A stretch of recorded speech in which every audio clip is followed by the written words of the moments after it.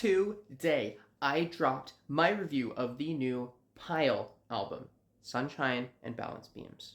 Pile are a Boston post-punk and sort of all-purpose indie rock outfit that I've been paying attention to for quite a long time now, even though I haven't actually reviewed as much of their material as I maybe should have.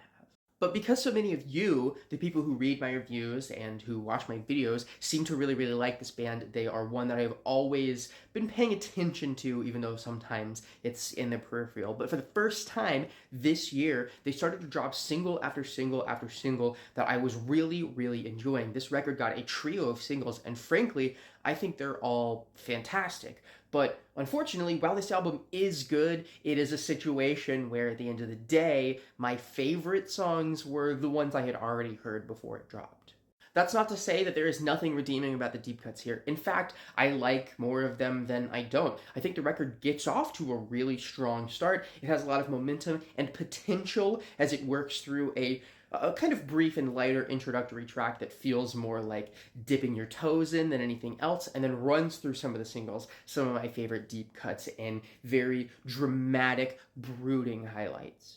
Really, my two complaints about this record would be that the band occasionally takes their foot off the gas in really weird ways, and it makes some of these songs that remind me a lot of the singles but don't quite reach those peaks of intensity a little bit confusing. In particular, my second complaint being the fact that I think this thing ends on really kind of a whimper rather than a roar. The penultimate track here is the longest of the bunch, but I really don't love what it does with its second half, and I think the ultimate gentleness and serenity of the closing track's orchestration is kind of the wrong sound to play out a record that can be this dark and brooding final notes. Not to spend too much of this review complaining though, because I like this thing. I think it's pretty damn good. I think when the band really, really locks in, they can make these songs soar to triumphant crescendos, and the really unique and distinct vocals can create lyrical content that is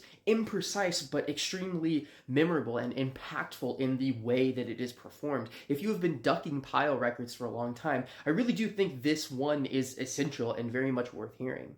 So yeah, at the end of the day, even though this thing didn't quite live up to my highest hopes, I think I'm gonna go with the 7 to a 7.5 range. I think it's a pretty solid record. I think it's one of the better post-punk adjacent albums you're gonna hear this year, and it is led off by 3 of the best songs I have heard this year. So the high points on this thing, sky high.